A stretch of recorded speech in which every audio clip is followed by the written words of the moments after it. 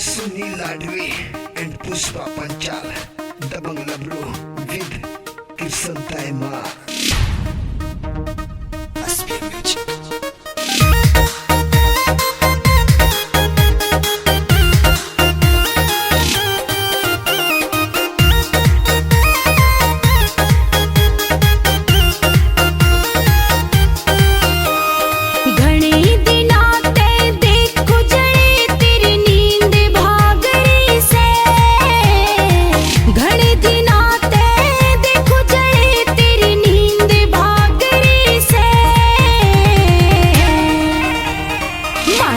चुबार पे मर जाने किसी आँख लागरी से, मारे चुबार पे मर जाने किसी आँख लागरी से।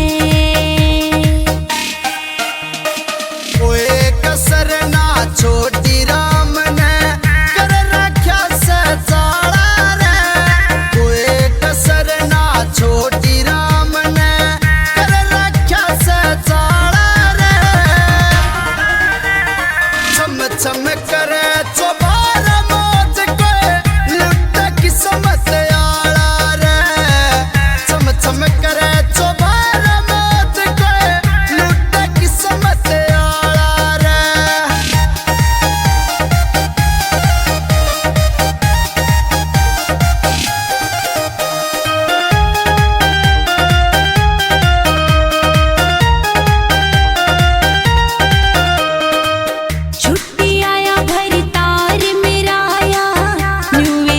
छम होवेगी सीधी बात पे आया करो ना, छोरी तने भड़ोवेगी।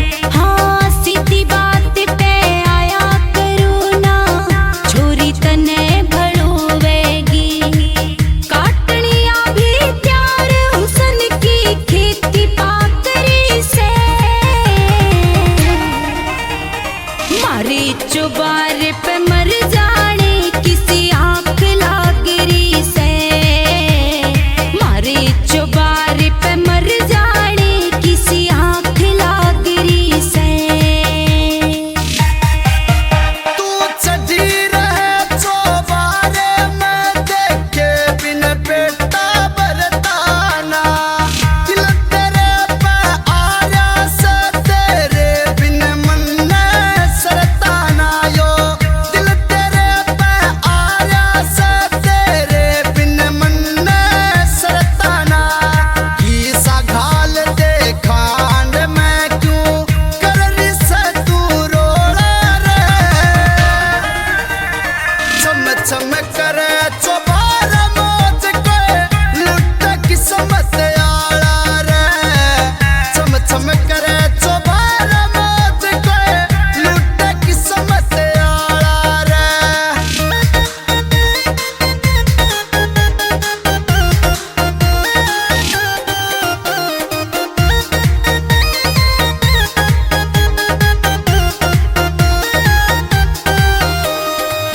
की धराता का झांकी में छोड़ दे उल्टे काम जड़े, अच्छी नाया बात तेरी तू हो जागा बदनाम जड़ा।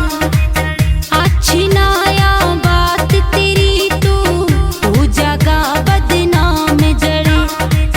की धराऊ चाकू तन में की आग लागरी से,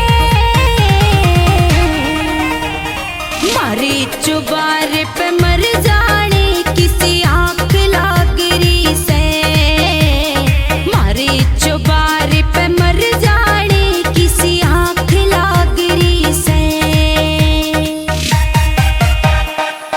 कृष्ण टाइम पे जुलम करया तने ओ तखना मर जानी रे, जल जाकिया चमक चांदनी कि मैं नानी जानी रे, जल जाकिया चमक चांदनी कि मैं नानी जानी रे। तन्हा से मैं सर जा मारे जीने फाड़ा रे, चम करे चुप